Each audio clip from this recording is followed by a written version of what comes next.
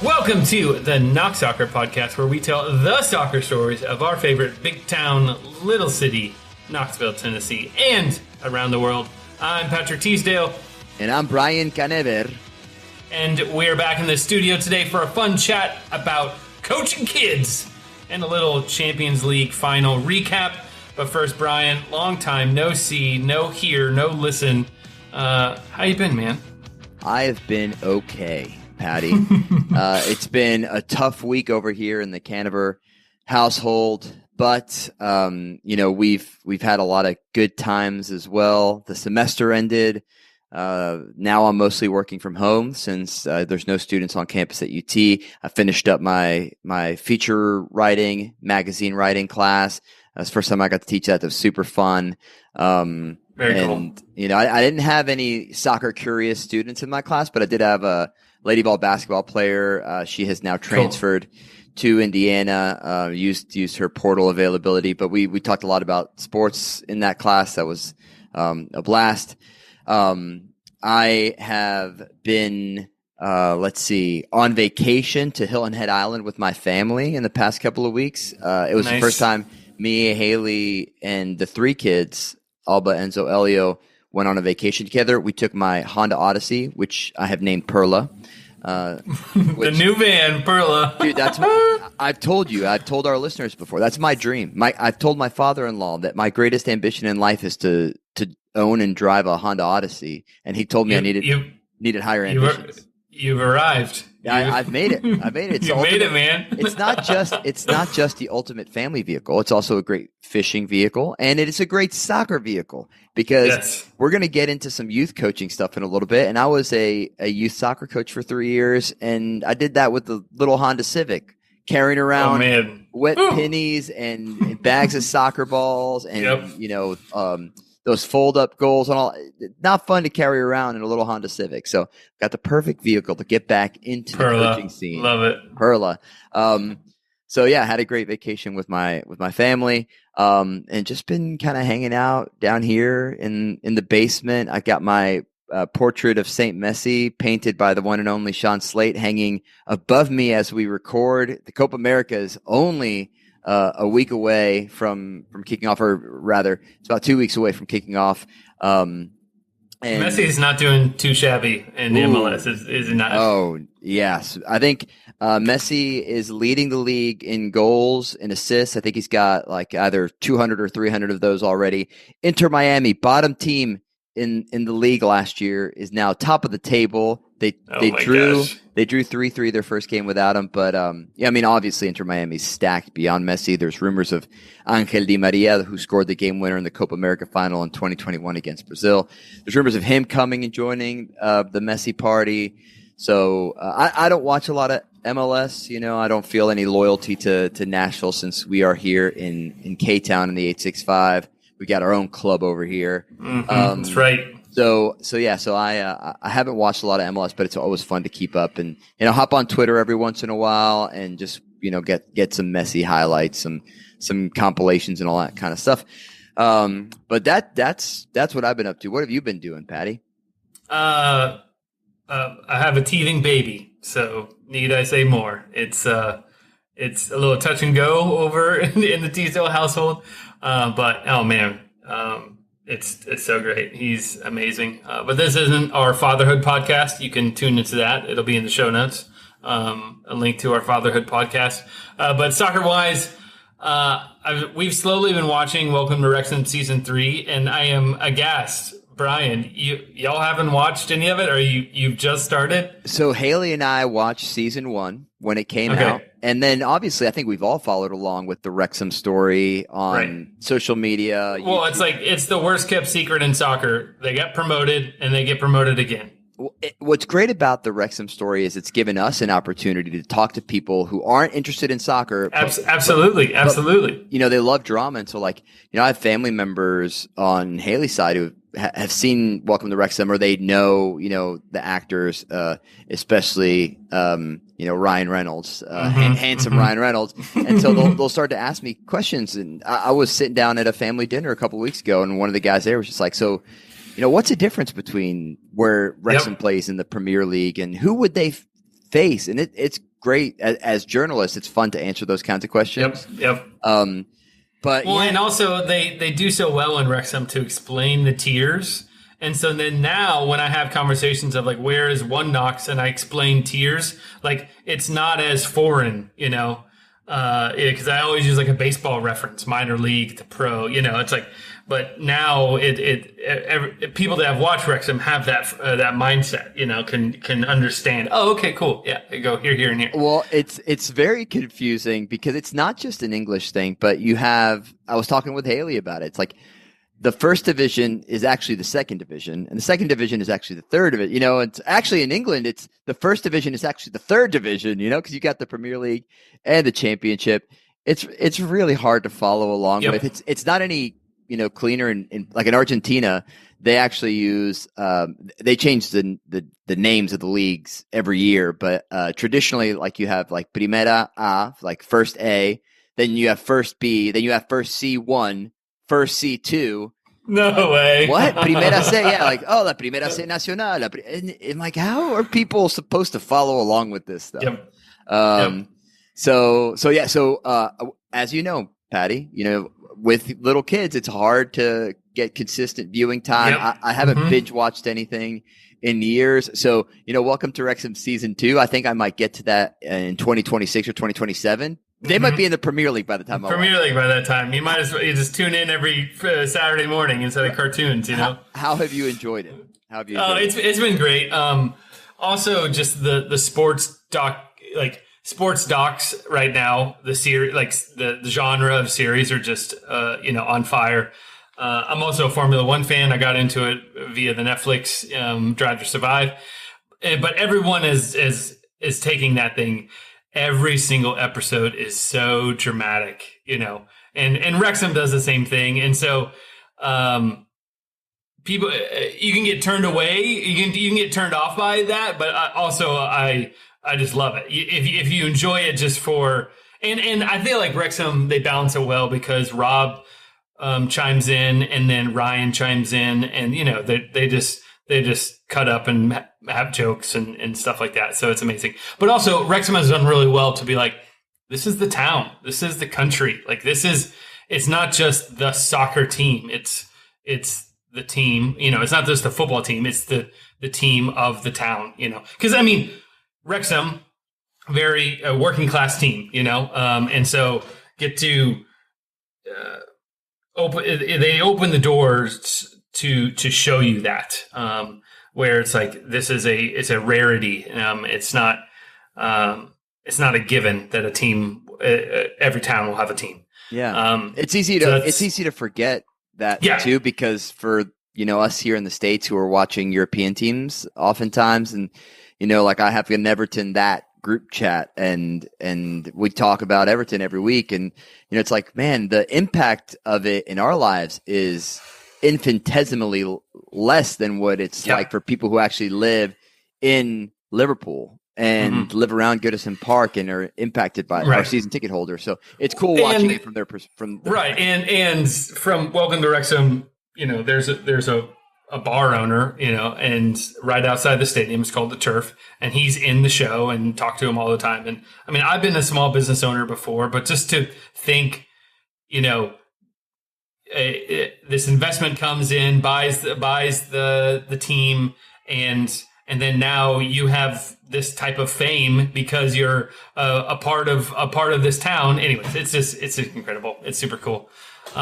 Other things, my 5-month-old, he's been practicing his passes with his size 1 soccer ball. So we've been getting those in. And then, practicing standing up and running and squats and all that jazz. So he's going to be ready here soon. Nice. And then I've been watching One Knox from my living room. Same. Very thankful for ESPN Plus. So sorry, Drew, that we haven't been to a match lately. But man, when kids enter the picture, I have one, Brian, I cannot even imagine with 3. Getting out of the house is like 10 times harder. It must be like 30 times harder for you. And especially if the whole family wants to go, it's just like, it's a non-starter. It's just like, you can't. The biggest challenge is also start times for games in the summer, because it's so hot, the sun stays out longer. When you've got like a 7 p.m. start time, my kids are in bed around 7:30, so I'm like, I'm going to have to delay them, for getting to bed plus travel time, 30 minutes each way. It's a lot, man. So yeah, it's been, I love those, like whenever you get a 3 p.m. game or 5 p.m., the Lady Balls game in the fall. In the fall, you get to watch a lot of Lady Balls games on Saturday, Sunday afternoons. Those are the best because it's hard. It's hard to get out late. Yeah. So we've been cheering on from the couch. Little bums about our form as of late, but there's plenty of games to play. But I say that, and then we're going to get into speaking about One Knox here in a second. And when I was looking up the stats and whatnot, I was pleasantly surprised. So let's get into it. Speaking of One Knox, let's do a little check-in. Brian, keep me honest here. 4th in the league with a 4-1-2 record, which surprised me because I was like, we've been losing left and right lately. But but this is 7 games played in the regular season. Jägermeister Cup, bravo, amazing on that name. Jägerbombs. Jägerbombs. We are tied for last in our group with those pesky Red Wolves. So woof. Tied to last. A -4 goal difference. Oof. So I think that's where my depression, my One Knoxville depression is coming from, is the Jägermeister Cup. Is that right, Brian? Well, in the league, One Knox has struggled. They haven't actually won a game since March. So in April, they went winless. And then our most recent game, which was this past Saturday at home against Richmond Kickers, we lost 2-1. But still, One Knox in the top 3 or 4 in the league. We know things are really, really close at the top of the USL League One table. And then is 7. We've played 7 games. It's really weird with the USL One league because it's like trying to get everyone to. It's not cut and dry like EPL where it's like every weekend, everyone's playing, so they're all the games are played are pretty much matched up. They're kind of all over the place. Yeah, well, the games are only Friday, Saturday, really. Since we had a Wednesday game in April, we had a Wednesday game in March, but in all of May, it's Friday, Saturday game. So we're used to the cup games happening midweek and then having the league game the weekend. Yep. So that's been a little different. But yeah, the team has struggled in terms of results. I haven't been able to be there. Neither of you to watch them. That's just the nature of having young families. But they did besides what's happening with the first team. They did make a big announcement this past weekend, and that was the kit reveal. The third kit has been revealed.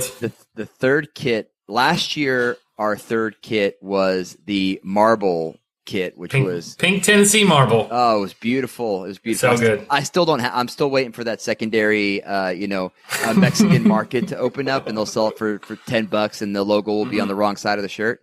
But man, that Red Panda kit is pretty slick. What do you think, Patty?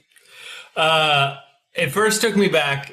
It surprised me because I was like, when I opened the email, I was like, Red Panda Grocery? Like, the grocery has sponsored a whole entire third kit. And I'm like, oh, Red Panda. And then I was informed, Knoxville being the capital of red pandas, or, a focus at the zoo. And I'm like, oh, okay, it all makes sense. So bravo to One Knox highlighting the uniqueness of Knoxville. I really enjoy them. I like that they, with the third kit, they always do, 2 colors. And so the crest is a 2-color crest, it's, I guess, monochromatic, so going red and black is super cool. Having the Huff Quack, undershirt.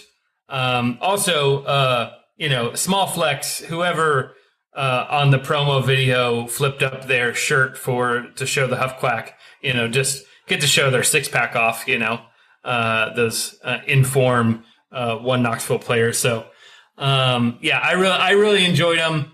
I don't know if I would purchase one. I mean, maybe if there's the the garage sale or the plastic bin sale, like I might grab one. But it's just super cool to see the front office of One Knox really push into, hey, what's the uniqueness of Knoxville and how can we highlight that in these third kits? I have an idea for a kit, the third kit for next year, which I can reveal here.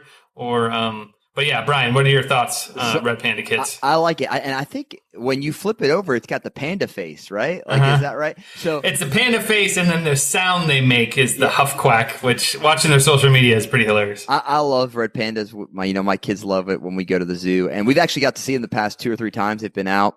That's great. I love that it's a local Knoxville thing. I mean, shoot, I wish Knoxville Zoo was the lead sponsor, not KUB. Nothing against KUB, but I'm like, dude, it's a business. I mean, but of course, nonprofits don't have money to sponsor big things. Right. Yeah, I get it. It's business. Business sucks, but whatever.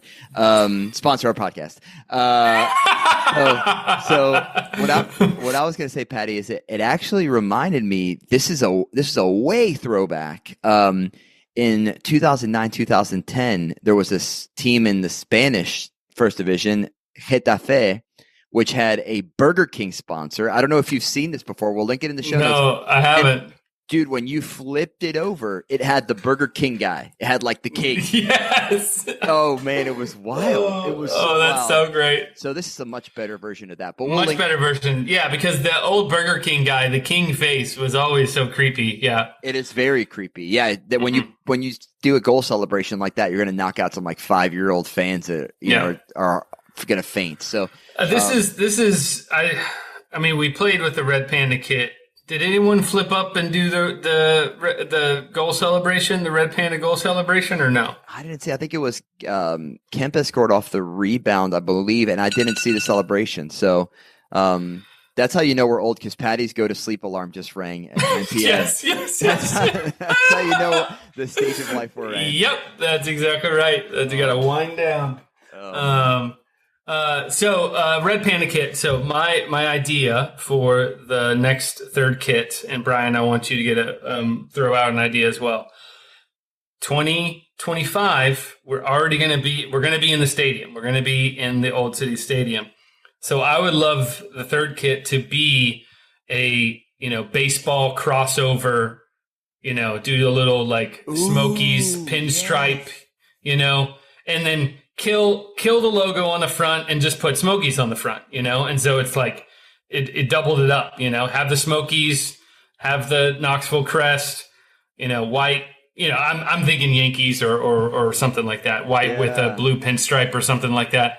It'd be super cool. I like the baseball influence in it, dude. I cannot believe I haven't seen construction updates, but presumably we'll be there next season. Yeah. 7,000 more seats. That's 10,000 capacity, I believe. That's crazy. Man, it's we need to track somebody down at One Knox or engineering firm. I got an in on the engineering firm that's doing the thing, so we need to have a update, construction update. Maybe I'm sure Ryan over at Knoxville News Sentinel has got some details. So we can chat with him about it.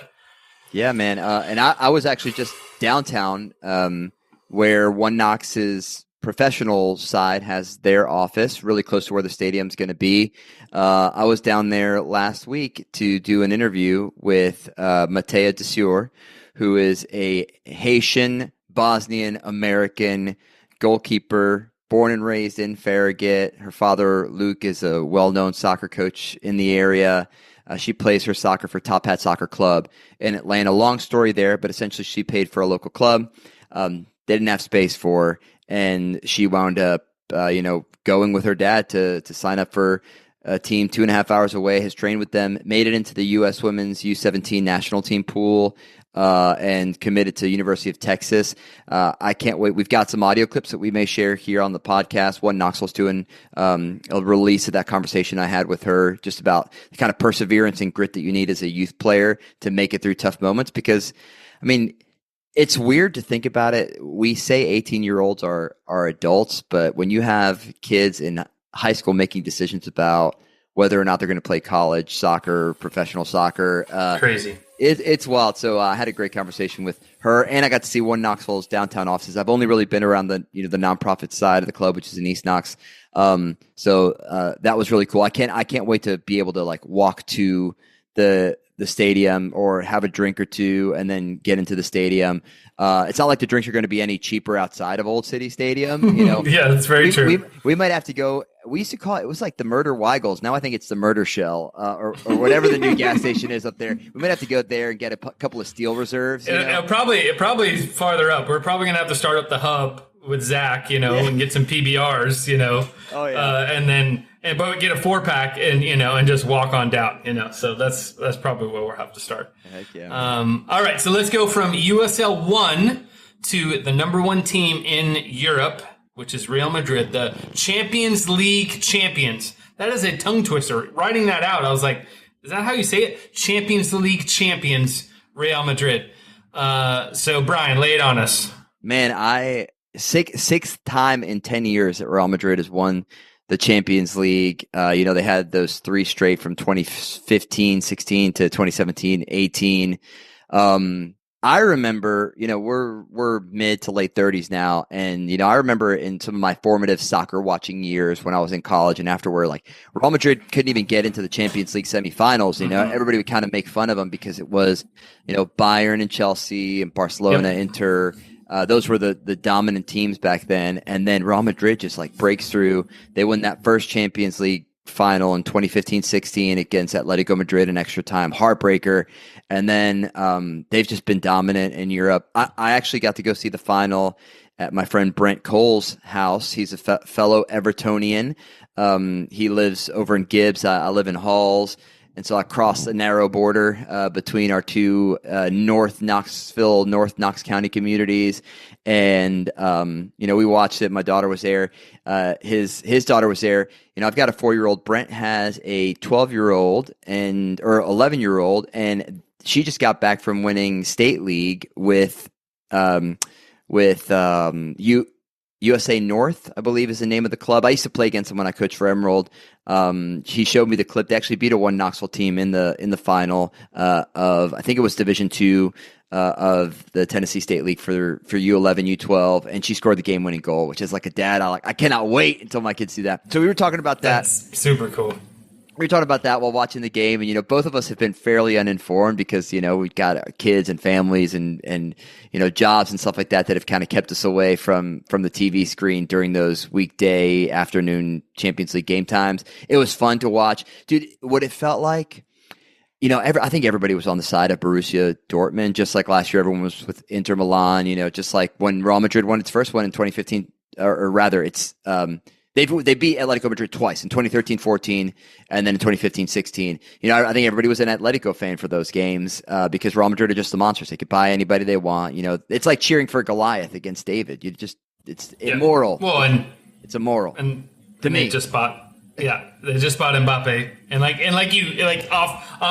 off the mic, you're like, I don't know where they're going to put him, but they did because they can.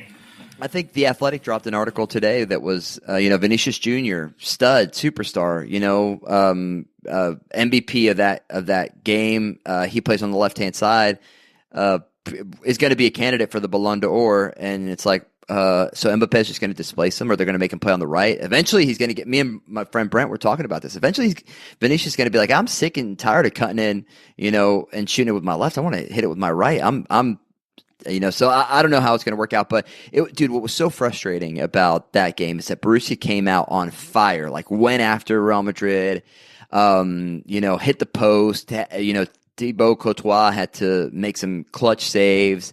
And I kept thinking, because we've seen it so many times, and I said to Brent, I was like, they are going to gas. They're going to get gassed, and Real Madrid has such deep reserves. They're a championship team. They hold their medal. Last year, we saw Borussia kind of fumble it in the Bundesliga on the last match day, and that's exactly what happened. And It reminded me a little bit of when I used to play FIFA in college with my buddies, and I would lose, and then I'd be like, "Well, let's look at the possession stats." Like, yeah, I lost. I lost by 82% possession, or I had. It's like modern day soccer, right? Like, which I'm a bit of a purist. Stats. Yeah, I'm a purist. I don't give a crap about stats. Take off the sports bras and all that nonsense they put on these male players now like that to track them. It's all baloney. Gus Alvarez, listener, and employee. I knew you were going to bring him up. I knew you were going to bring him up. Employee of One Knox Soccer Club. He's a data guy, and we would sit in the booth last year, and he'd be like, "Oh, the expected goals on Jake Keegan." I'm like, that doesn't count for anything, Gus. You know what counts? Scoring goals, not expected goals. That's what it felt like with Borussia. Like they lost. It was a shame. They had a much better game. They should have put it away in the first half. But then you're like, well, they had a higher expected goal ratio. They had more touches in the final third. So it was a bummer, man. But fortunately, doesn't have any effect on my life. But it was sad last year because I am a Inter Milan supporter in Italy. They always have a large percentage of Argentinian players. Last year, they outplayed Man City for large portions of the game and lost. This year, same thing happened. So, just leave it to the super rich billionaire mega clubs. They'll keep winning those trophies. Yep. One of these days, it'll be Wrexham up there, and we can truly root for them because we are on the ground floor of a billionaire club.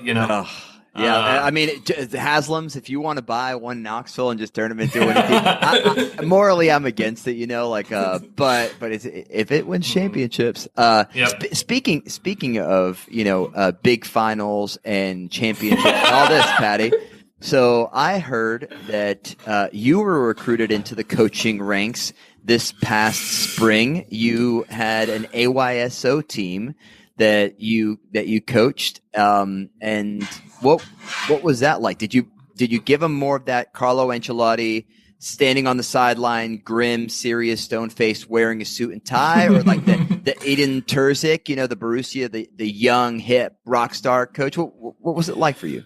I was probably more like the Terzic style. I did actually think about this, and I know you've thought about this too, of like what you actually show up as a coach. I've heard stories of what you said before, but I did show up with consistently my red warm up, zip up One Knox hat, and I usually had a soccer jersey underneath and whatnot.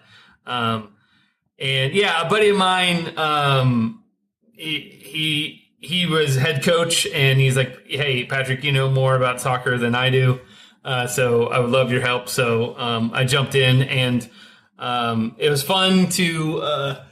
It was a whole lot of fun. I got to run a few practices. Thursdays was my practice day, which was awesome. But then on match day, I was manning the bench, making sure all the kids got their rotation in, which was great. But a couple of lessons I've learned, and I got 5 of them here. The first one is have fun. So the friend that recruited me, he kind of surprised me with this. And I was ready to practice like a high press. Let's perfect the Olympico. Like, let's do this. And he always made sure to end each little pep talk with, go have fun. And then the second one, consistency over creativity. Brian, I spent way too much practice, perfecting the perfect practice, with my little Google Doc of we're going to do this drill for this long, and then we're going to do this awesome scrimmage, and they're going to learn this. And then next week, we're going to build on that. And it's just hilarious of 8-year-olds are like, I don't want to do that. That's boring, or just wander off and do their own thing. Dude, I coached. I had 3 years coaching. I coached them from U13, U14 up. So I had older girls. But then one season, since the girls in high school, their season runs through October, early November potentially. So, we wouldn't start club practices until late in spring, early winter. So they were like, "Hey, Brian, why don't you coach a U8 team for, late summer?" So I coached. Oh, gosh. I was an assistant coach for a U8 team at Emerald Forest Soccer Club. And boy, was that a very different experience. Yep. And that's where I learned what is that animal that I didn't think was real? It's like the unicorn of the sea, a narwhal.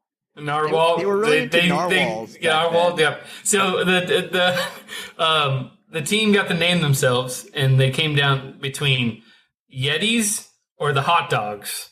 And some of them want to put it together of the Yeti hot dogs, which I thought was pretty clever. But we came down as the Yetis. So the Yetis. Shout out to the Yetis. I love these. Okay, so these are Patty's Principles of Prosperity. I love alliteration. Patty's Principles.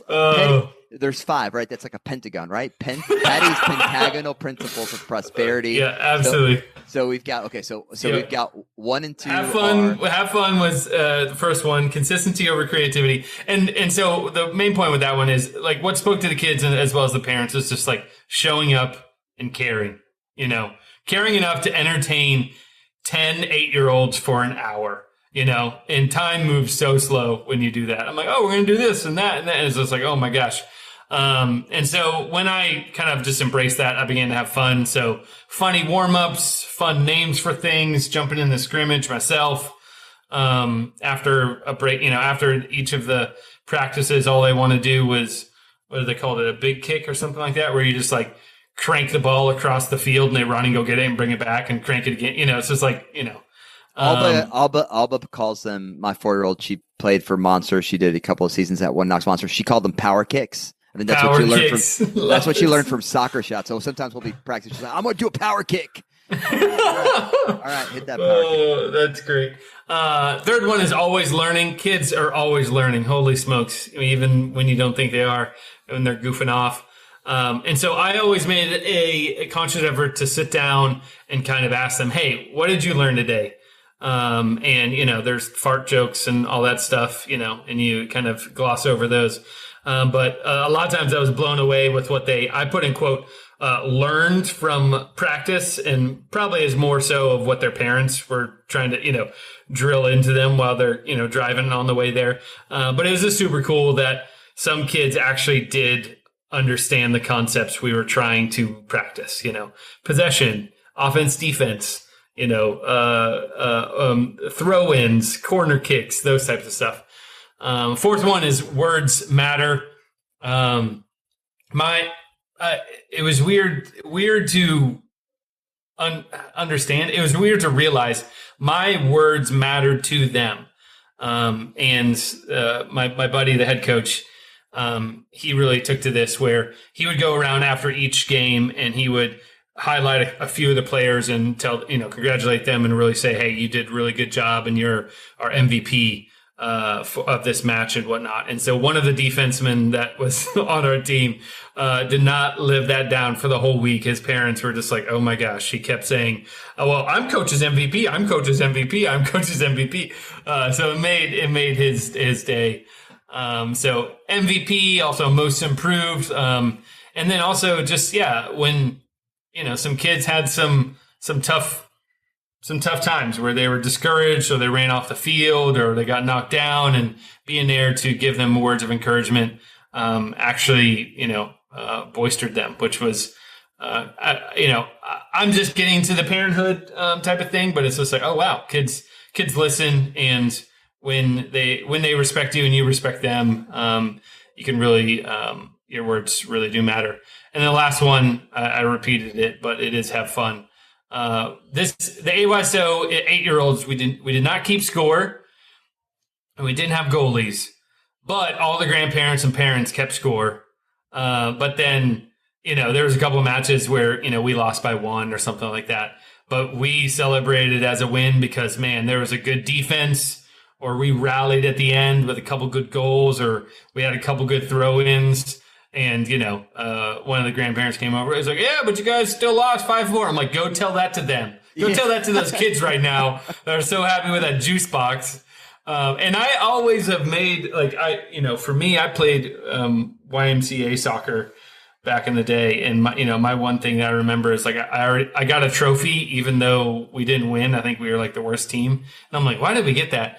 But we did hand out little medals, and just to see the kids of hey, we did it. We played this season. We had fun. and they got this commemorative medal in a fun time.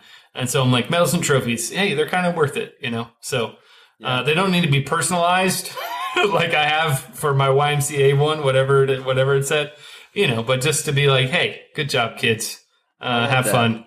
So my daughter cherishes her One Knox Monsters and her soccer shots medals that she's gotten throughout the years just for like participating. She cares about that more than I think actually doing it. It's like the picture and the medal at the end of the season. Yep. But it's funny, man. It's so easy to make fun of Upward and these other leagues that don't keep score. But you listen to elite coaches. I always cite the example of Lionel Scaloni, head coach of Argentinian national team, and Pablo Aimar, an assistant coach, both former national team players, both played at World Cups. And they talk about how it's really senseless to have kids learning tactics and formations and keeping score at a young age when really they just need to love the game and be comfortable experimenting and making mistakes. Yeah, absolutely. And, I think I have to remind myself a lot of the time, even, because I could tell myself this and then I show up on the sideline when Alba's doing her thing and I like want to be like, don't do this, do that. Come over here. Right. Yeah.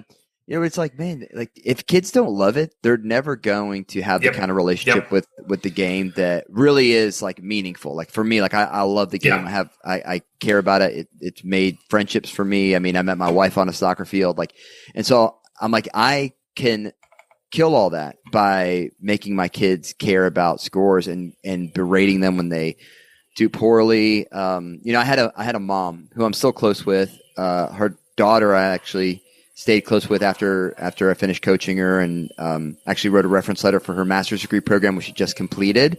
I used to play soccer with her dad as well, so I've have a relationship with the whole family just from me coaching the daughter. Her name is Zoe. Dad is Marty Vellis, who owns Fanatic Brewing, one of the amazing local breweries in town, sponsors the KMSL leagues. And I remember we lost a tournament game, I think, in Gatlinburg, and Zoe would take things really tough. She was my kind of number. Some people call it number 6. I call it number 5, that holding midfield role. And she was just so great on the ball, so tough. And she took it really hard. And, I didn't realize it. I didn't notice it. And then I ran into her mom at the same gas station, leaving Gatlinburg. We were getting gas and snacks. And I was like, hey, Zoe did such a great job. She had such a great game. I was so impressed by this and that. Like, she's such a pivotal player for us.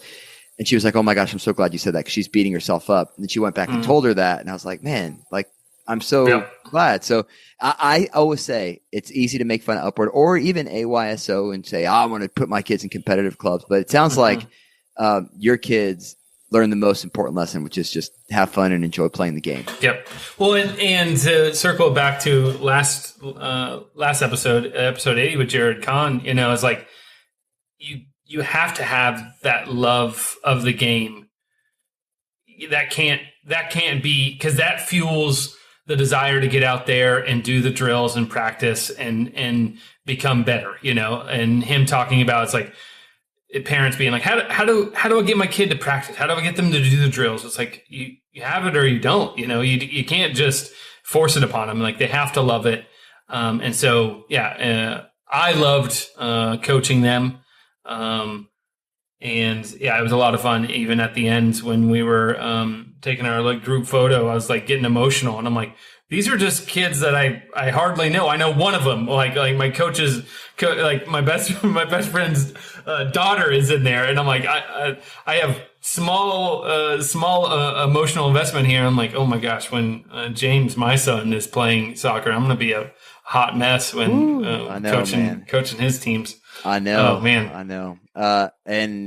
We'll share some resources in the show notes of some youth soccer coaching. The U.S. Youth Soccer has a manual that they put out in 2008 with a lot of their principles for coaching young kids, getting them to fall in love with the game. And then one person who I actually learned about his work from Brian Penske, who was former head coach of Lady Vols, went on to coach at Florida State, became a national champion there. Taylor Huff, also former Lady Vol, went on to be a national champion there. Both alums of the Knox Soccer Podcast. That's absolutely right. Yep. Penske and Taylor have both been on the pod.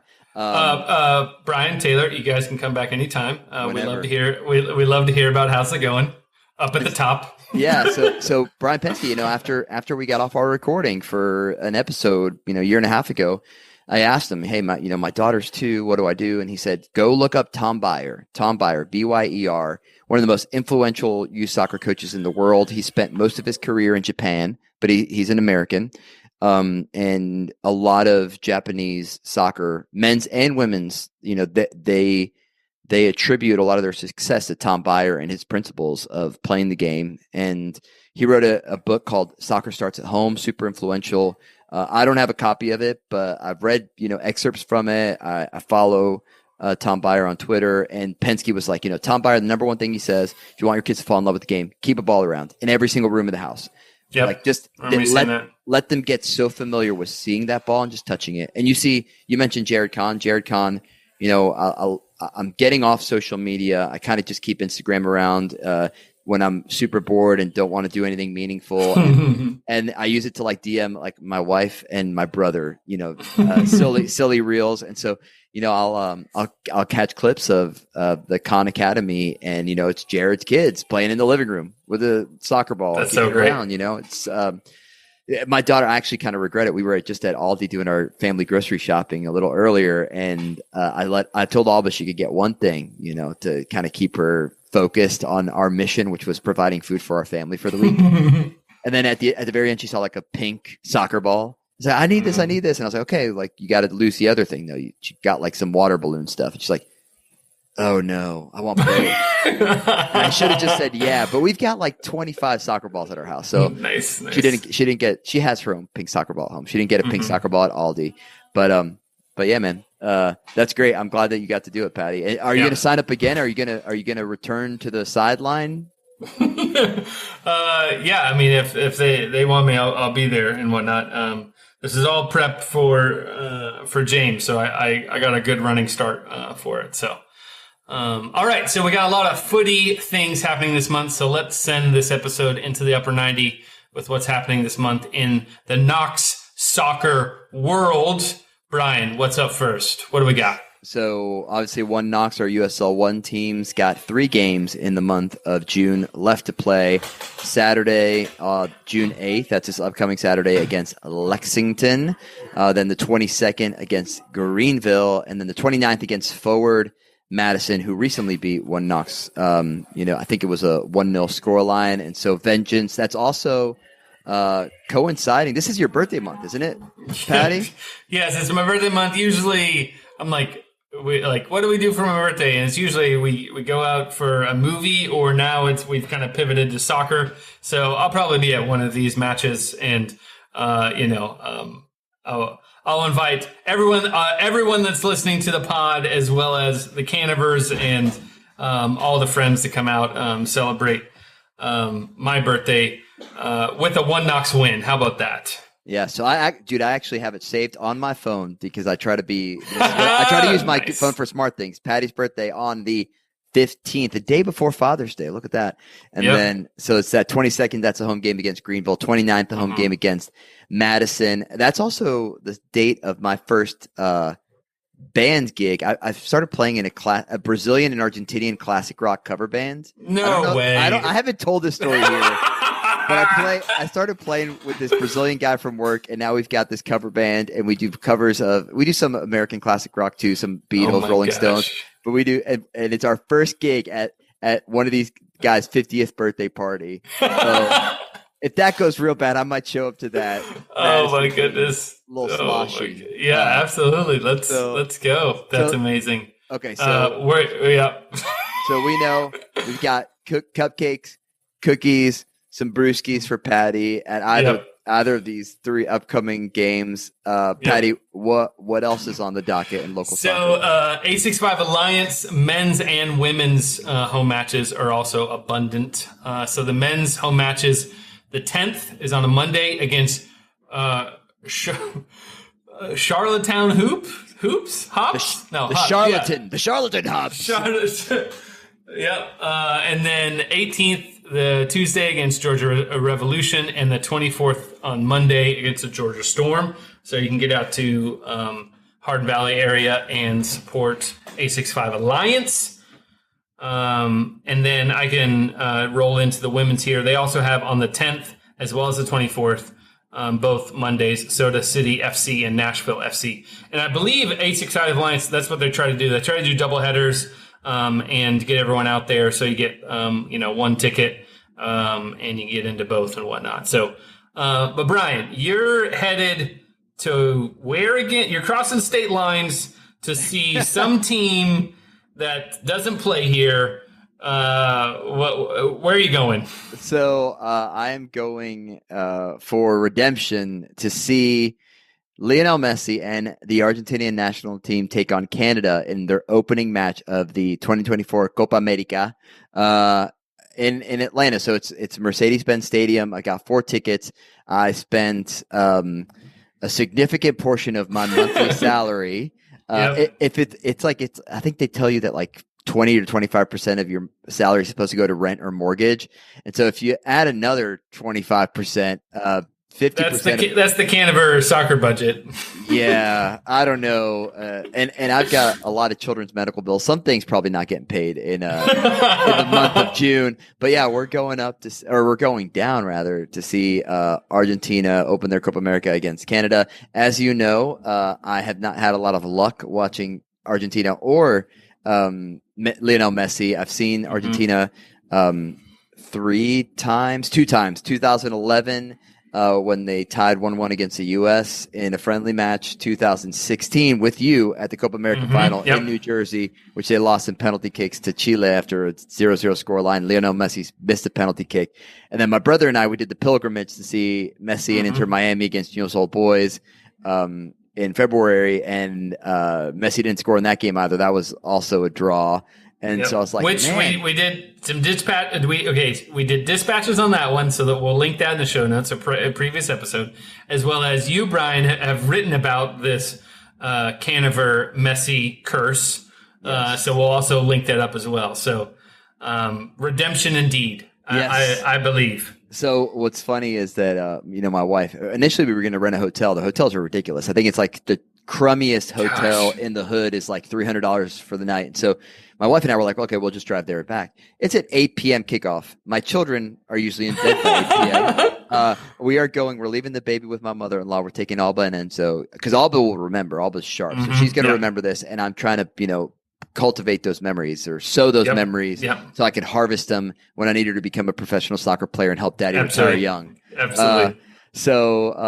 We're going to go see them 8 p.m. in Atlanta and then drive back. Oh, man. You're driving back. You're doing it. You're committing. We're getting in Perla, the Odyssey, literally going on an Odyssey in the Odyssey. And then what's super coincidental is that my brother's up in New Jersey, where I'm from, and the Argentina's next game after that is against Chile, the rematch of the final. So we could find out. Me and my brother have seen Argentina and Messi 3 times. The 3 times I've seen them, we've seen it together. They've never won.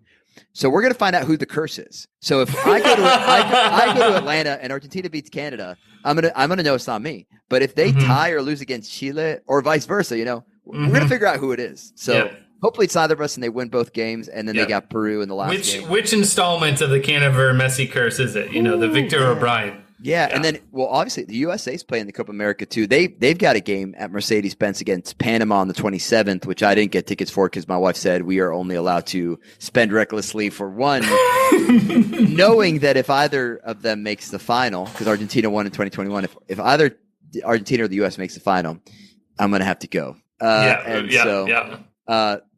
man, yeah. So, and the U.S. is playing a friendly against Brazil and Orlando, I believe, and there's a bunch of Knoxville people that are flying out for that. My barber, awesome. Jerry Doherty, Jerry's Barbershop off Tazewell Pike. His wife is Brazilian. They're flying out for that. I was just talking to some of our friends, Harrison and Susie Collins. Susie's from Orlando. Harrison's been talking about getting tickets and flying down to watch that game. So a lot of great soccer, a lot of great international soccer coming. Plus the Euros are coming.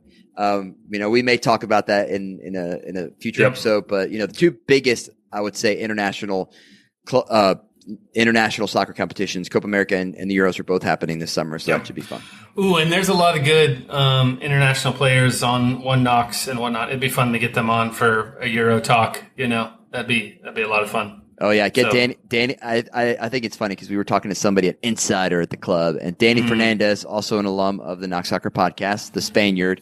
They're like, Danny's the best guy in the world to talk to if you could understand what he's saying to you. I'm like, look at here. Me and Danny Fernandez were just talking Spanish, and it's like, And then Patrick is struggling through the edit, and I just post all of it. I'm like, oh, man. I hope he didn't cuss. Oh man. So yeah, it's so funny, dude. At this level, USL League One, U.S. Third Division, you don't see a lot of international players, but we have one who plays we're stacked. So we've got one who plays for the Rwanda national team, and he actually goes and does international duty with Rwanda, and I'm like, man, that's got to be like a trip for Innocent Nshuti to make. So yeah, like let's see who we've got here, Patty. We've got Civi from Norway. We've got Jordan Skelton from England, Danny Fernandez, Spain, James E. Thomas, England, Yassine van der Pluim, the Netherlands, Charlie Matchell, England, Angelo Kelly, Honduras, Frank Ross, Scotland, Kingsford Aje, Ghana. Then we've got Kempes from Germany, and of course Giovanni and Rodolfo, both American but Mexican-American, so we know they cheer for Mexico as well. So man, we're gonna have a lot of international action this summer, domestically and overseas. Awesome. So we've talked for a long time, Patty. Yes, we have. I'm looking at the timer right now. What else do we got to say? Let's just wrap it up here.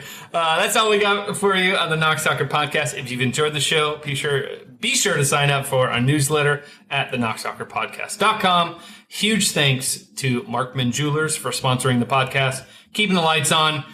Dear listener, be sure to show them some love. And with that, we will see y'all in the stands for my soon-to-be determined birthday outing. We'll let you know. Go One Knox. See ya.